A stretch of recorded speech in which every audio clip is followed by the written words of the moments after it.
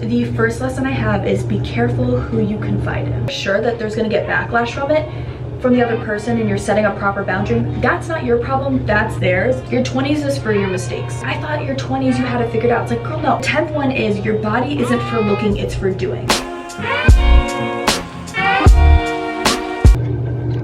Hello and welcome to my channel. My name's Elena. For a good fat portion of this video, my hair is going to look like this because I want it to kind of be pre-curled before I leave. You can tell by the title, I am going to be talking about 28 lessons I've learned in 28 years.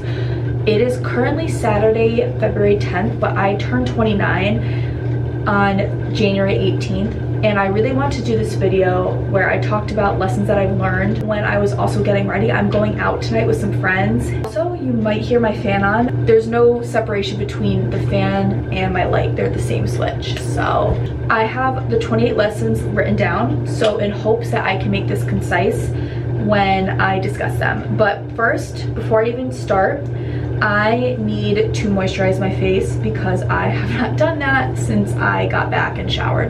Before I even start with the lessons, I'm turning 30 next year, so in 2025. I feel like a lot of people, especially because of social media and just how like, oh, you're 30, you're so old, there's this whole stigma that once you turn 30, that's it. And I feel like that's not true. Even growing up, I always thought 30 was still very young. Also, to moisturize my eyes, I use La Roche-Posay Pure Vitamin C. I'm gonna go in next with the Niacinamide 10 from La Roche-Posay. I feel like I've heard so many women say that your 30s is when you peak. It's when, in their opinion, and all of them, and I've talked to many, but it's when you feel the most confident in the way you look, who you are in the inside and out, your whole life, just like everything. And I think it's because your 20s, which is kind of one of the lessons on this list that I'll go over, but I feel like your 20s is where you make mistakes and you're growing and you're learning. And anyways, right now I'm moisturizing my face with the Double Repair Face Moisturizer from La Roche-Posay. I'm gonna go in and prime my face, the IT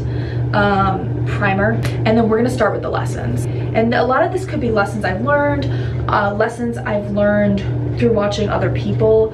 It could be advice I just simply want to give, whether it really pertains to anything I've actually learned myself or I've seen, you know, friends or family learn. The next thing I'm going to do as I talk about number one is I'm going to go in with my IT Bye Bye foundation. I like to use this type of brush for it, and I personally like foundation before I go in with concealer. I just think it looks better. The first lesson I have is be careful who you confide in. I feel like, especially with friendships and family, you should be able to trust those people. But I have come across people who I simply, sadly, could not trust in the past and thought I could with personal information. I had someone in my life for a good chunk of years. That person, I had confided in them about something pretty messed up that happened to me as a child. Basically, I had confided in this person on multiple occasions. This person went behind my back and was making fun of. I feel like that was a major lesson I learned in 2023 was be careful who you confide in. Don't suppress things and allow yourself to cry. What happened to me as a child I knew was not okay as it was happening. I suppressed it for a lot of years, and it was my early 20s. I kind of started being like, wait a second. As children, we suppress things because we don't know how to react to things, you know. We suppress them, sometimes it comes out later in adult life, that just happens. But what I mean is when you do unsuppress it, don't try to suppress it back. It kind of goes on to a lot of things like the deaths I've experienced in my lifetime. Don't force yourself not to cry. I was notorious for not letting myself cry, and that caused a lot of issues. One of the biggest lessons I've definitely learned, and I learned it in my mid-20s up until now, is do not suppress your emotions and don't stop yourself from crying. Crying is a natural thing. Crying is a good release of energy, of emotions. Allow yourself to do it. Don't feel ashamed for doing it. Also, I use the Bye Bye Dark Spots. The third one is boundaries.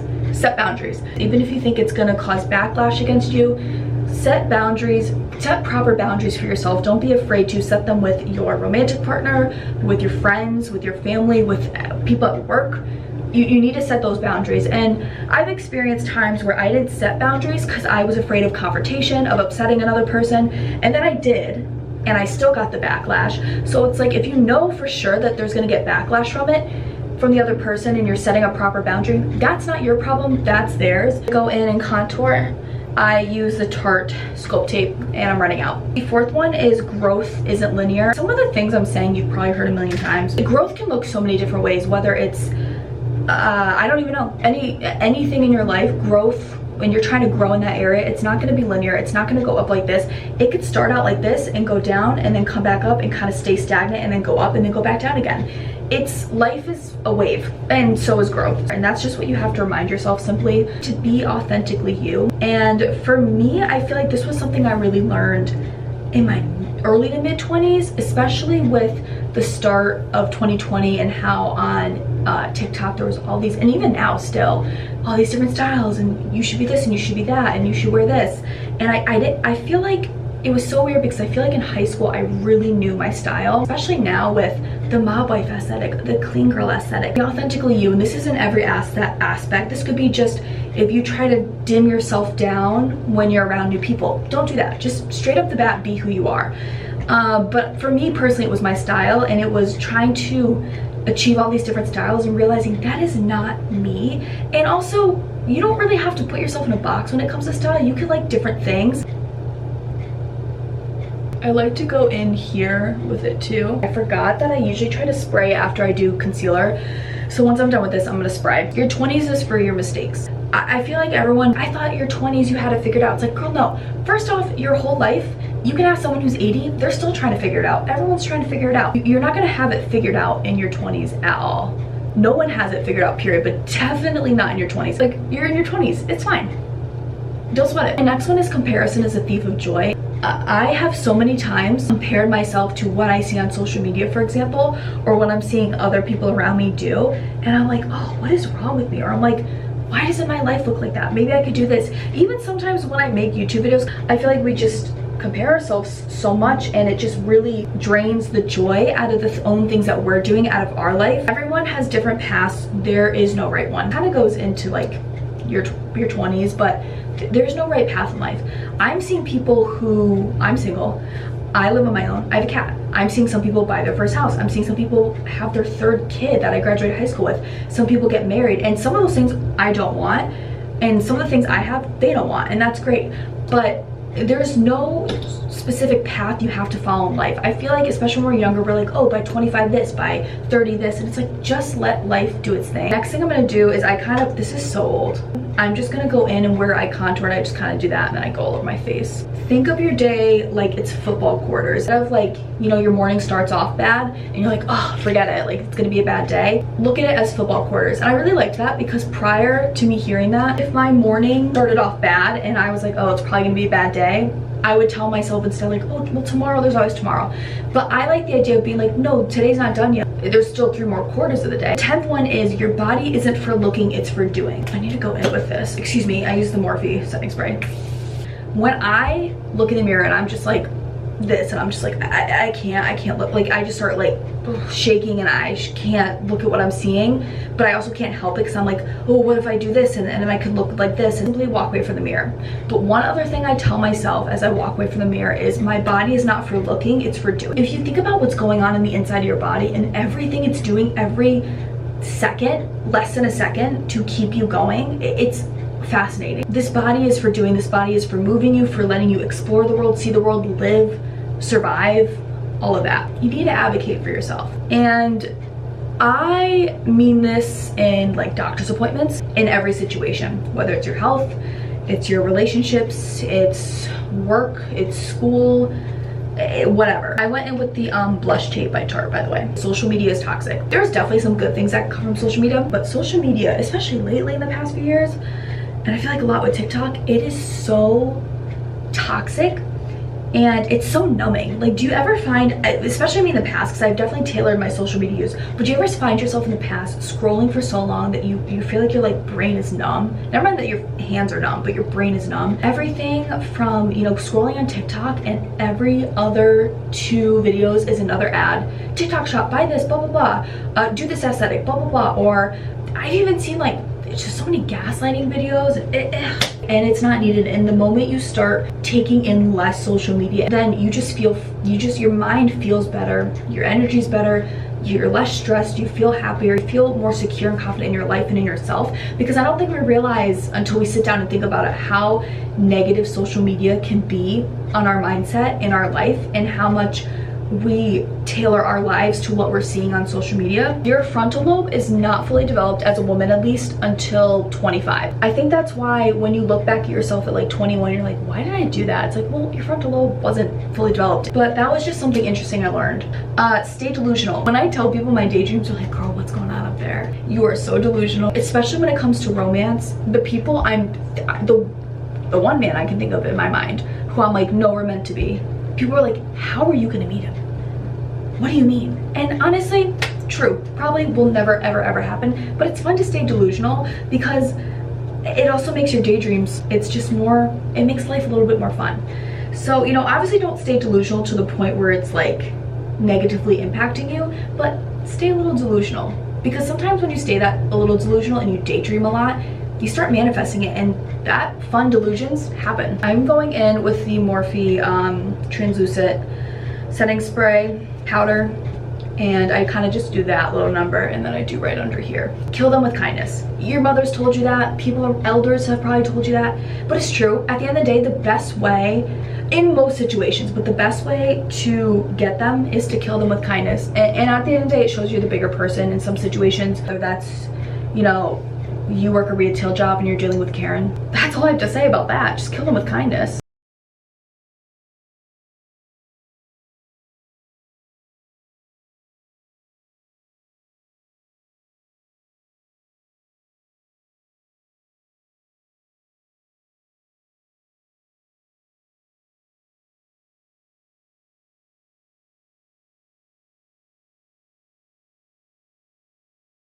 Do things for younger you. Those little dreams younger you had, don't stop chasing them because you're older now. Make younger you happy. A career that when you were younger that you really wanted, you know, the life you envisioned for yourself, if you still want it, go after it. Make younger you proud, because that's the most important person besides your current self to make proud. And also, you know, that little kid is still in you, and that little kid still has those, most likely still has those dreams and aspirations and whatnot. The grass isn't always greener on the other side. With certain situations with like my job, my past jobs, I was like, oh, this job will be so much better than this one. And it wasn't. I mean, there was good things that came out of it, but it wasn't. And I'm not talking about my current job or my current place. You know, for example, I used to work at Dick's Sporting Goods, and then I moved because of the, you know, just like the atmosphere, and I just wanted something different, and I couldn't find anything with my bachelor's degree. I went to a Planet Fitness. So personally, the worst job I ever had, but I also met some of the best people there. Still all get together to do dinners, to do game nights, to snowboard together, to go hiking. Like, I'm so grateful for that job.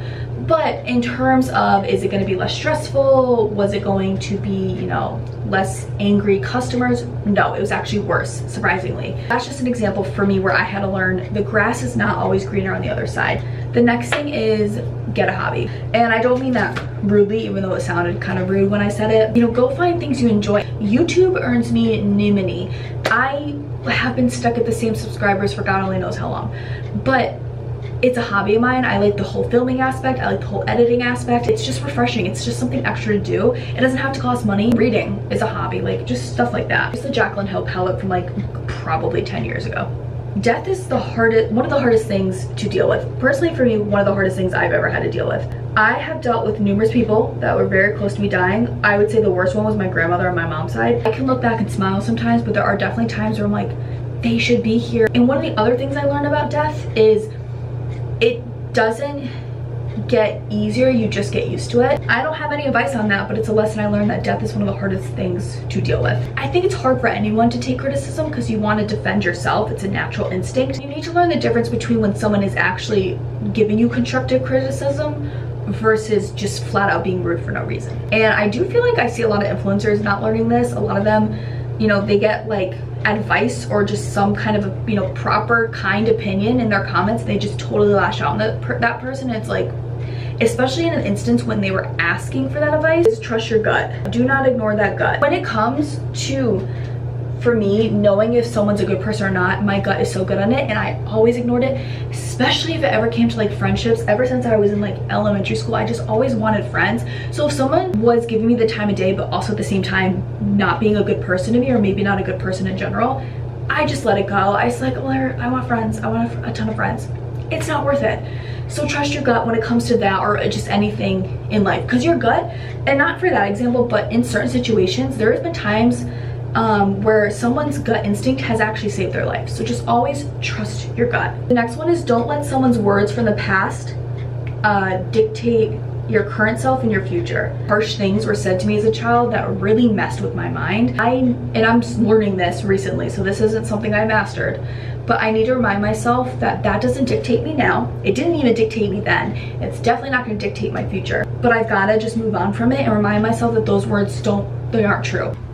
This is the complete look. I had a wing going on this side, and then it didn't come out good on that side, so yeah. Let's carry on while I take my hair out. If you have a compliment to someone, just say it. It could really make their day. There's so many times I was like, oh, that person's outfit's cute, and then I didn't say it. It's like, that could have really made their day. They could be having a horrible day, and you could turn it around with just your simple compliment. It's just nice. When you get compliments, do you love it? Yeah, so give it to someone else. Everything is subjective. Music taste, outfits, beauty, everything's subjective. You're not going to be everyone's cup of tea. Your things that you like is not going to be something that everyone else likes, and that's fine, because if we didn't have that and everyone was the same and everyone liked the same stuff, the world would be kind of boring.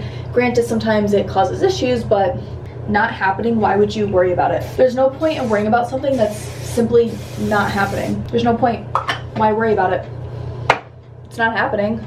It may not even happen at all, so don't even worry about it. Don't sweat it, because you're just causing yourself extra stress. If you wouldn't let your friends treat you like that, why would you let a romantic partner? Or vice versa. If you wouldn't let your friends say certain things to you or cross certain boundaries, but you're letting a romantic partner do that, what are we doing here? Why am I allowing this person to do this if I wouldn't let this person in this situation do it? The last one, humble yourself. Take yourself back down to earth. I mean, this is something more so I think a lot of influencers have to do, but you really just gotta humble yourself. You don't take yourself so seriously too. That's all my lessons. Hair is being weird, but I might just have it like, I don't know, because down the middle it's looking a little rough. I might do this little number. I'm gonna bring you into my room for the full look. My flare jeans, my tall boots, my leather jacket I got thrifting, this pink shirt, this A necklace, hoop earrings, and doesn't match with the silver purse. Hope you enjoyed this video. Hopefully you got some life lessons or advice from it. I don't know, that's what I've learned in the past 28 years. So yeah.